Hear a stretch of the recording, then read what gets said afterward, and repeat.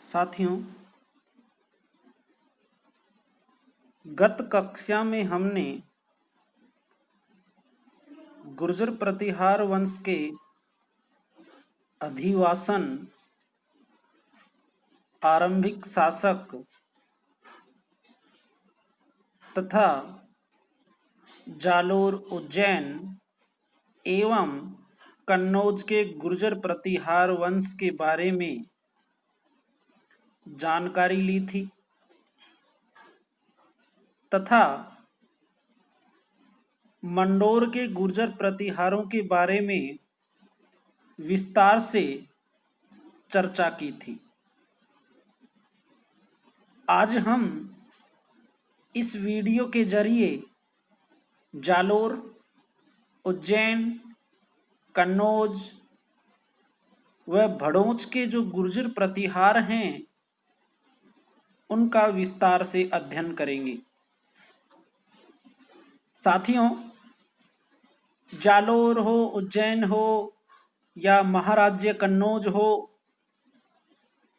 यहाँ के जो गुर्जर प्रतिहार राजा हुए हैं उनका उद्भव मूलतः मंडोर से ही माना जाता है।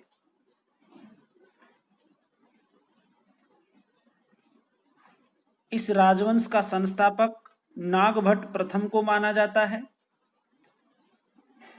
जिसे राम का प्रतिहार, मेघनाद के युद्ध का अवरोधक, नारायण की मूर्ति का प्रतीक भी कहा जाता है।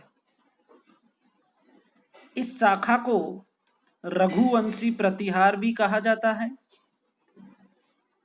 प्रख्यात इतिहासकार डॉक्टर ओझा जी के अनुसार इन प्रतिहारों ने सर्वप्रथम चावड़ा वंश से भीनमाल का राज्य छीना था। तदंतर आबू, जालोर आदि स्थानों पर उनका अधिकार रहा व फिर उज्जैन उनकी राजधानी बनी। त्रिपक्षीय संघर्ष में विजय के बाद इन्होंने कन्नौज को अपनी राजधानी बनाया। डॉक्टर दशरथ शर्मा के अनुसार नागभट्ट प्रथम की राजधानी जालोर ही रही। जालोर, अवंती, कन्नौजी प्रतिहारों की नामावली नागभट्ट प्रथम से प्रारंभ होती है। नागभट्ट प्रथम को नागावलोक भी कहा जाता है। उसके समय में पश्चिमोत्तर सिंध की ओर से बलूचियों ने आक्रमण किया और अरबों ने अरब से आक्रमण किया। ग्वालियर प्रशस्ति में नागभट्ट प्रथम को नारायण की उपाधि से पुकारा गया है, जो कि म्लेच्छों के दमन की प्रतीक है। नागभट्ट प्रथम के बाद कक्कुक और देवराज ने जालोर पर शासन किया। इन दोनों का शासन 756 ईस्वी से 775 ईस्वी तक माना जाता है। वत्सराज प्रथम 775 से 800 ईस्वी तक। वत्सराज गुर्जर प्रतिहार वंश का प्रथम ऐसा शासक था जिसने त्रिपक्षीय संघर्ष में भाग लिया। उसने पाल शासक धर्मपाल को पराजित किया, लेकिन राष्ट्रकूट ध्रुवराज से पराजित हुआ। वत्सराज को अपनी राजधानी उज्जैन की जगह जाबालीपुर ले जानी पड़ी। वत्सराज ने 8वीं-9वीं शताब्दी का महाराज्य, जिसे महोदय नगर भी कहा जाता है, या ये कहें कन्नौज या कान्यकुब्ज नगर को 8वीं-9वीं शताब्दी में महोदय नगर या महाराज्य नगर के नाम से जाना जाता था। वत्सराज के समय ओसिया का प्रतिष्ठित मंदिर महावीर स्वामी के मंदिर का निर्माण हुआ। राजस्थान में सबसे पुराना जैन मंदिर यदि कोई है तो यही मंदिर था। साथियों, कन्नौज को लेकर जो त्रिपक्षीय संघर्ष होता है, उस संघर्ष में पाल, राष्ट्रकूट व प्रतिहार वंश सम्मिलित होते हैं। 778 ईस्वी में जालोर में प्राकृत भाषा के विद्वान उद्धोतन सूरी ने कुवलयमाला नामक ग्रंथ की रचना की। इस ग्रंथ में उसने 18 बोलियों का उल्लेख किया है, जिसमें मरु भाषा का भी वर्णन मिलता है। जैन आचार्य जिनसेन द्वारा 783 ईस्वी में हरिवंश पुराण की रचना भी वत्सराज के समय की गई। वत्सराज की पत्नी सुंदरी देवी से नागभट्ट दूसरे का जन्म हुआ, जिसे भी नागावलोक ही कहा गया था। साथियों, नागभट्ट द्वितीय राष्ट्रकूट शासक गोविंद तृतीय से पराजित हुआ। चक्रायुध को परास्त करके उसने कन्नौज को जीत लिया था। ग्वालियर प्रशस्ति से ज्ञात होता है कि उसने कन्नौज को अपनी राजधानी बनाया था। नागभट्ट द्वितीय भगवती देवी की भक्ति के लिए बहुत प्रसिद्ध था। ग्वालियर प्रशस्ति आंध्र, अनर्त, मालव, किरात, तुरुस्क, वत्स और मत्स्य देशों के ऊपर नागभट्ट दूसरे ने विजय प्राप्त की थी, ऐसा ये प्रशस्ति बखान करती है। चंद्रप्रभ सूरी द्वारा रचित प्रभावक चरित्र में नागभट्ट दूसरे की मृत्यु 23 अगस्त 833 ईस्वी बताई गई है। नागभट्ट द्वितीय के पश्चात भोज प्रथम महत्वपूर्ण शासक हुआ। यद्यपि भोज प्रथम से पहले 2 या 3 वर्षों तक रामभद्र भी शासक रहा। उसका उत्तराधिकारी मिहिर भोज प्रतिहार वंश का सर्वाधिक प्रसिद्ध राजा रहा। मिहिर भोज का मूल नाम मिहिर था, वह कुल नाम भोज था। मिहिर भोज की जानकारी का सर्वाधिक महत्वपूर्ण स्रोत ग्वालियर प्रशस्ति को माना जाता है। ग्वालियर प्रशस्ति के अनुसार मिहिर भोज ने प्रभास व आदि वराह जैसी उपाधियां धारण की थी। उसने चांदी और तांबे के सिक्के पर श्री भदादिवराह अंकित करवाया था। महान अरबी यात्री सुलेमान उसके राज्य में आया था। भारत में कोई डाकुओं से इतना सुरक्षित नहीं था जितना उसका राज्य था। ये विवरण सुलेमान देता है। सुलेमान नामक यात्री आदि वराह को इस्लाम का सबसे बड़ा शत्रु मानता है। मिहिर भोज के पश्चात महेंद्रपाल नाम से प्रतिहार शासक बना। महेंद्रपाल के गुरु राजशेखर ने काव्य मीमांसा, कर्पूर मंजरी, विदशाल भंजिका, बाल रामायण, बाल भारत और प्रबंध कोश आदि ग्रंथों की रचना की।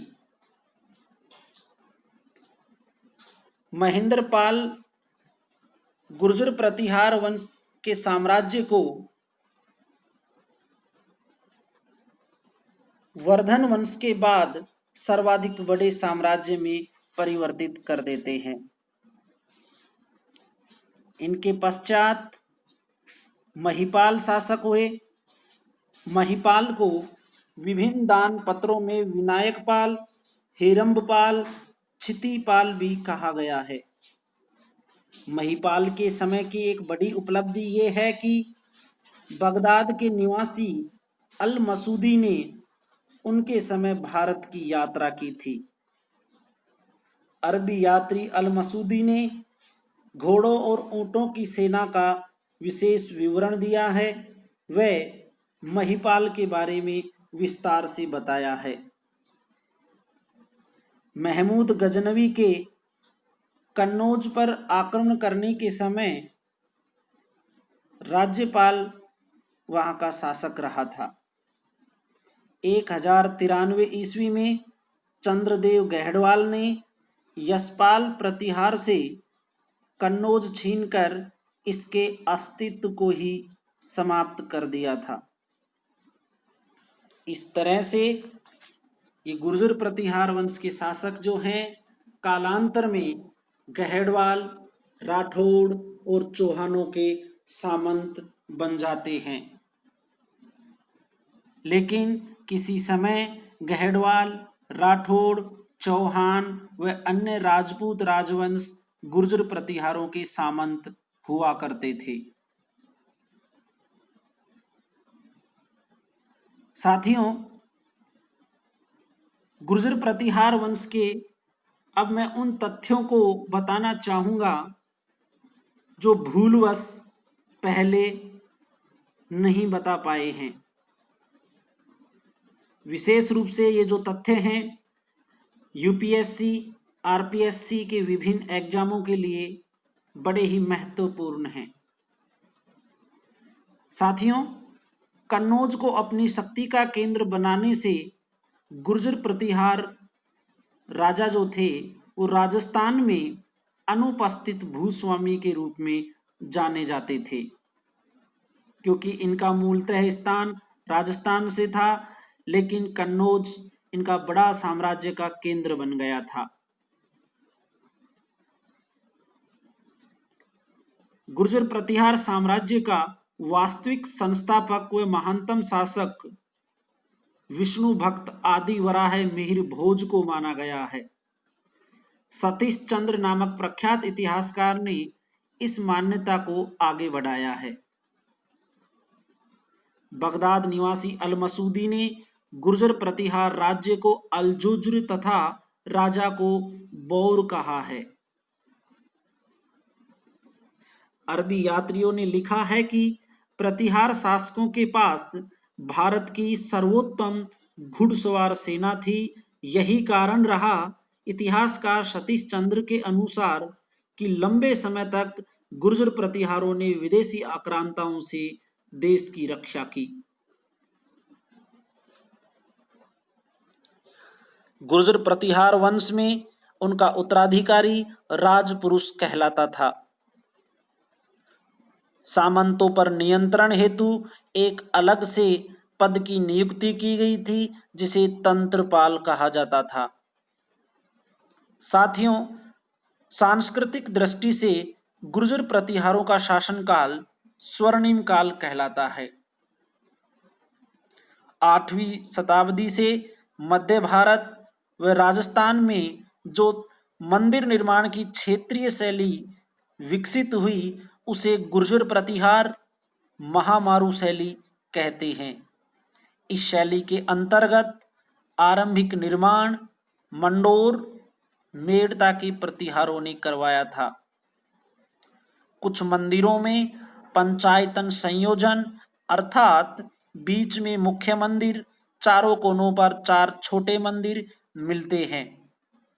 इस तरह के मंदिरों को पंचायतन शैली के मंदिर कहा जाता है। इनके आरंभिक उदाहरण ओसिया, चित्तौड़गढ़, आभानेरी इत्यादि स्थानों पर मिलते हैं। ओसिया का महावीर स्वामी का मंदिर व सूर्य मंदिर बहुत प्रसिद्ध रहे हैं।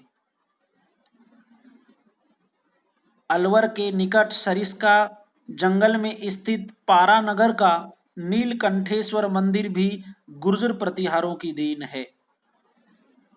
गुर्जर प्रतिहार शैली का अंतिम व सबसे भव्य मंदिर किराडू, जो कि बाड़मेर में है, किराडू का सोमेश्वर मंदिर है, जो कि 11वीं सदी का प्रतीत होता है। किराडू बाड़मेर को राजस्थान का खजुराहो भी कहा जाता है। इसके अलावा बारडोली का घाटेश्वर मंदिर भी महामारू शैली का प्रतीत होता है। अतः राजपुताने में ही नहीं, पूरे भारत में गुर्जर प्रतिहार वंश के राजा न केवल राजनीतिक दृष्टि से अपितु सांस्कृतिक दृष्टियों से अपना अनोखा स्थान रखते हैं। उनकी सांस्कृतिक उपलब्धियों की दृष्टि से ही उनका शासनकाल राजपूतों का चरम काल माना जाता है। धन्यवाद साथियों। एक नया वीडियो लेकर फिर आपके सामने उपस्थित होंगे। तब तक के लिए नमस्कार। जय हिंद, जय भारत।